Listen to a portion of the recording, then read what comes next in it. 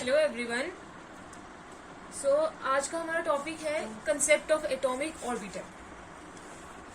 हम डिस्कस कर रहे थे quantum mechanical model of an atom, जिसमें उसने एटम के स्ट्रक्चर के बारे में कुछ एक्सप्लेनेशन दी हैं कि कुछ फ्यूचर्स बताए हैं, कुछ करेक्टरिस्टिक बताए हैं।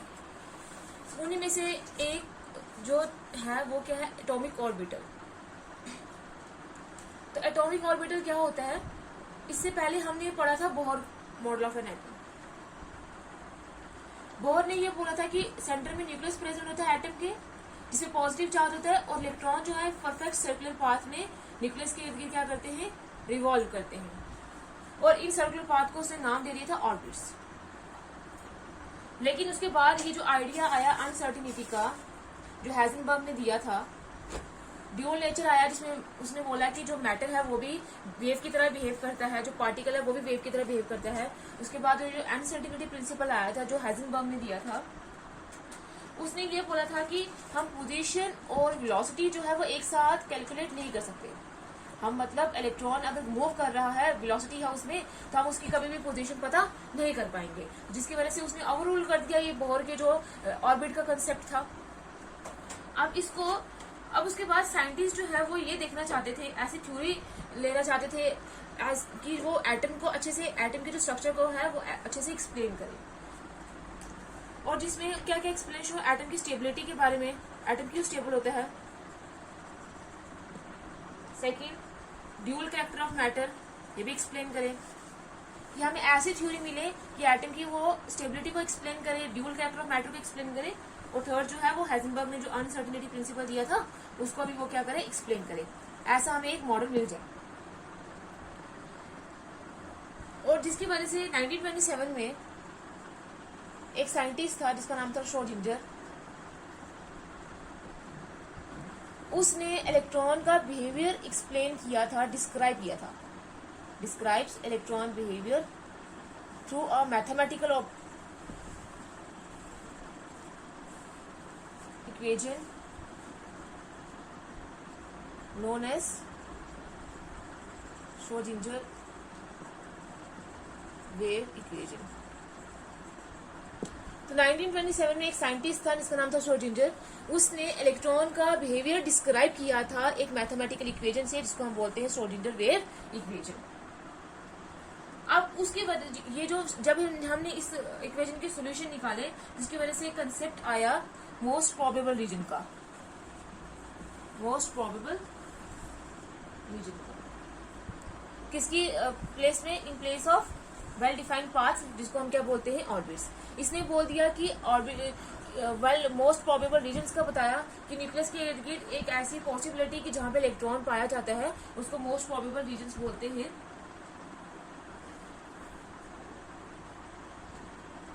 इस मॉडल के अकॉर्डिंग जो ये श्रोडिंगर ने दिया था, इसके अकॉर्डिंग ये नहीं है कि हम इलेक्ट्रॉन को एक पॉइंट में उसकी पोजीशन जो है पता कर सकें। इस मॉडल के थ्रू हम ये पता कर सकते हैं कि एक इलेक्ट्रॉन की पॉसिबिलिटी कहाँ है, उसकी प्रोबेबिलिटी कहाँ है प्रेजेंट होने की, वो हम पता कर सकते हैं।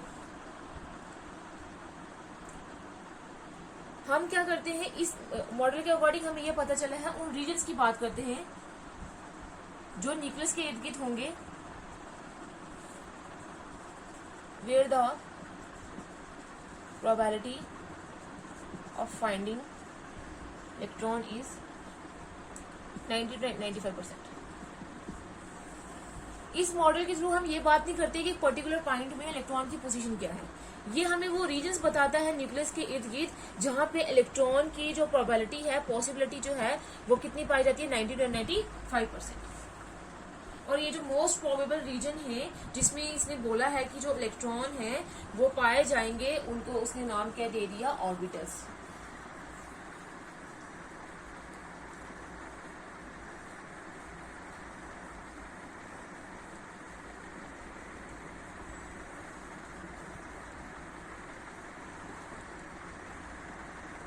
द मोस्ट प्रोबेबल रीजन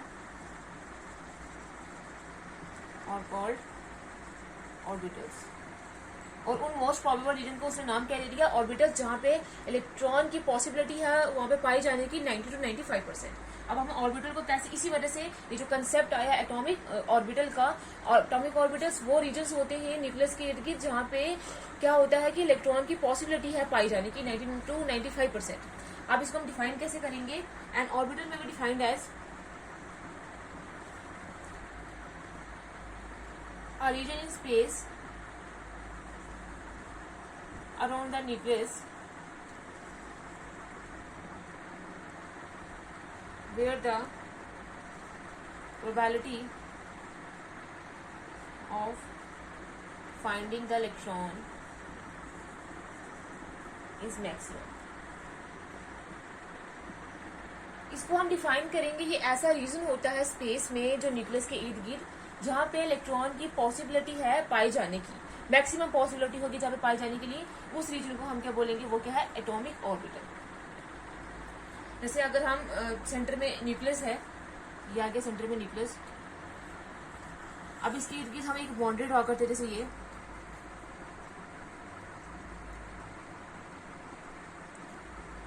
हमने ये बाउंड्री ड्रॉ कर दी है, एक एरिया जो है वो इंक्लोज कर दिया है, और ये हमें एक जनरल पिक्चर देगा ये ऑर्बिटल की। ये सेंटर में न्यूक्लियस है और इसके अंदर ये जो है, ये जो रीजन है, ये सारा क्या है, ऑर्बिटल है, जहाँ पे इलेक्ट्रॉन के पाने की जो है पॉसिबिलिटी है, तो ये है ऑर्बिटल।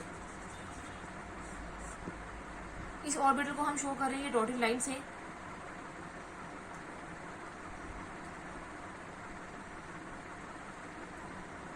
जो रिप्रेजेंट कर रहा है इलेक्ट्रॉन क्लाउड को, ये जो सारा रीजन है ये इलेक्ट्रॉन क्लाउड को रिप्रेजेंट कर रहा है जहाँ पे इलेक्ट्रॉन के पाने की पॉसिबिलिटी है।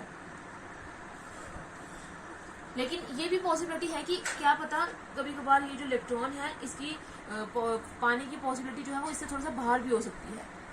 कभी कभार किसी केस में क्या हो सकता है कि इस बाउंड्री के बाहर भी इलेक्ट्रॉन के पाने की जो पॉसिबिलिटी है वो भी हो सकती है। तो ये है हमारे पास ऑर्बिटल। अगर और ऑर्बिट्स क्या थे, ये जो सेंटर में न्यूक्लियस था और इलेक्ट्रॉन जो है परफेक्ट सर्कुलर पाथ में इधर रिवॉल्व करेगा। ये इलेक्ट्रॉन है, ये इसी सर्कुलर पाथ में क्या करेगा, रिवॉल्व करेगा। ये है ऑर्बिट, ये है ऑर्बिटल जो बोहर ने दिया था, ये ऑर्बिट का कंसेप्ट, और ये बोहर ऑर्बिट है और ये आ गया ऑर्बिटल। तो ऑर्बिटल्स क्या होती है, एक ऐसा मोस्ट प्रोबेबल रीजन न्यूक्लियस के इर्द गिर्द स्पेस में जहाँ पे इलेक्ट्रॉन के पाने की पॉसिबिलिटी 90 to 95% होगी, मैक्सिमम होगी, वो क्या होती है, एटॉमिक ऑर्बिटल्स होती हैं। अब हम डिस्कस करेंगे कि ऑर्बिट और ऑर्बिटल में डिफरेंस क्या होता है।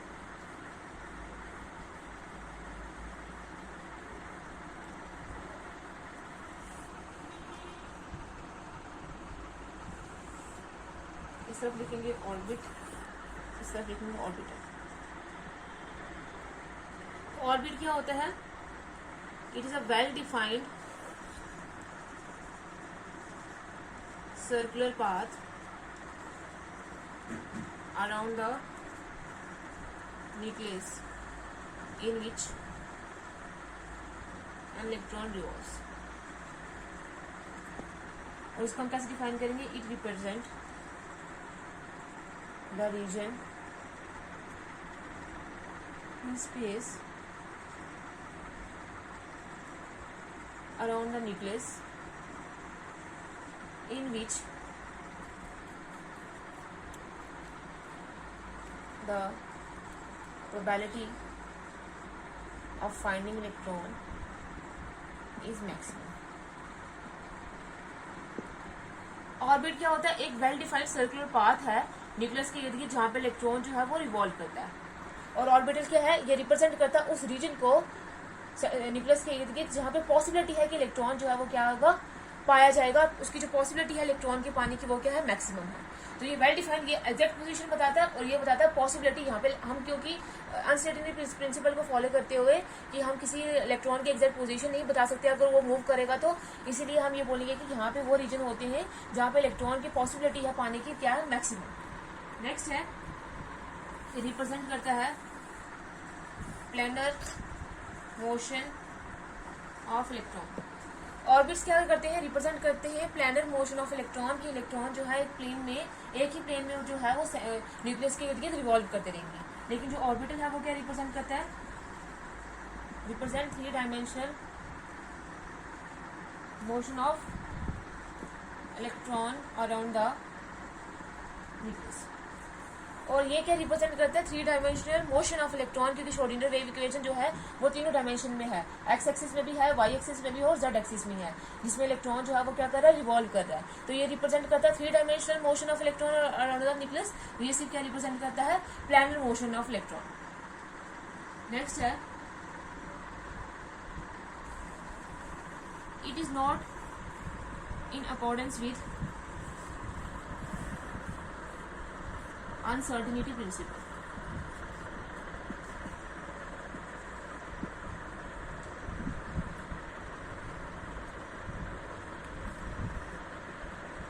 It is in accordance with uncertainty principle। ये जो है अनसर्टेनिटी प्रिंसिपल को फॉलो नहीं करता, क्योंकि इसने क्या दिया है, डेफिनेट पाथ ऑफ इलेक्ट्रॉन को बता दिया है। वो जो ऑर्बिट का कंसेप्ट था उसमें इलेक्ट्रॉन का डेफिनेट पाथ हमें बता रहे थे, इसलिए ये अनसर्टेनिटी प्रिंसिपल के अकॉर्डेंस में नहीं है। लेकिन जो ऑर्बिटल है वो अनसर्टेनिटी प्रिंसिपल के अकॉर्डेंस में है, क्योंकि इसने भी हमें एग्जैक्ट लोकेशन नहीं बताई है, एग्जैक्ट पोजीशन नहीं बताई है। इसने हमें क्या बताया है, मोस्ट प्रोबेबल रीजन्स बताए हैं जहाँ पे इलेक्ट्रॉन जो है वो पाया जा सकता है। इलेक्ट्रॉन उस रीजन में कहीं भी पाया जाएगा, इसलिए अनसर्टेनिटी प्रिंसिपल के अकॉर्डेंस में है। उसके बाद और ऑर्बिट्स आर सर्कुलर। ऑर्बिट्स क्या होते हैं, सारे सर्कुलर हैं, ये जैसे ये। और जो ऑर्बिटल्स होते हैं उनके डिफरेंट शेप्स होती हैं, जिनका आगे हम कंसेप्ट पढ़ेंगे। ऑर्बिटल्स कौन कौन सी होती हैं, जो एस ऑर्बिटल होती है उसका शेप जो होता है वो स्फेरिकल होता है, और जो पी ऑर्बिटल होती है वो डम्बल शेप होती है, ऐसे।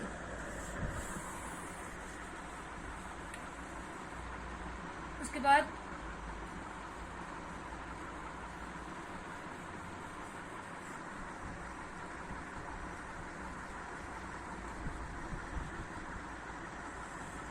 नेक्स्ट है, do not have directional characteristics. Orbits के कोई भी डायरेक्शनल कैरेक्टरिस्टिक नहीं होते, किसी भी डायरेक्शन में हमें इलेक्ट्रॉन जो है वो एक ही डायरेक्शन मूव करता है। लेकिन जो ऑर्बिटल्स हैं उनकी क्या होगी, सिर्फ एस ऑर्बिटल को छोड़ के, एक्सेप्ट एस ऑर्बिटल्स और orbitals have directional characteristics. S orbital को छोड़ के बाकी जितने भी जो ऑर्बिटल्स हैं उनमें क्या होंगे, डायरेक्शनल कैरेक्टरिस्टिक्स होंगे। ऑर्बिट के अंदर मैक्सिमम कितने इलेक्ट्रॉन्स आ सकते हैं, 2, जितने 2n, ये जो रूल है इसको फॉलो करके हम जो है एक ऑर्बिटल में इलेक्ट्रॉन को फिल कर सकते हैं। और n यहाँ पे क्या है, प्रिंसिपल क्वांटम नंबर। जैसे अगर n की वैल्यू फर्स्ट शेल में n की वैल्यू 1 होगी तो क्या आ जाएगा, 2 × 1 का स्क्वायर, 2 1 का स्क्वायर करेंगे तो 1 आएगा। तो इसलिए हम बोलते हैं कि फर्स्ट शेल में मैक्सिमम 2 इलेक्ट्रॉन्स आ सकते हैं। सेकंड शेल की बात करते हैं तो क्या आ जाएगा, 2 × 2 का स्क्वायर, 2 × 2 4 8। सेकंड शेल में 8 इलेक्ट्रॉन्स आएंगे। लेकिन ऑर्बिटल में हम इलेक्ट्रॉन को कैसे फिल करेंगे, एक ऑर्बिटल में मैक्सिमम जो है 2 से ज्यादा इलेक्ट्रॉन्स जो है वो नहीं आ सकते, can not accommodate more than 2 electrons. इसमें एक ऑर्बिटल में 2 से ज्यादा इलेक्ट्रॉन्स नहीं आ सकते। और इस ऑर्बिट में हम इलेक्ट्रॉन को कैसे फिल करते हैं, by the rule of 2n²। तो ये था difference between orbit and orbital. Orbital क्या है, एक ऐसा रीजन है अराउंड द न्यूक्लियस जहां पे इलेक्ट्रॉन के पाने की पॉसिबिलिटी मैक्सिमम है।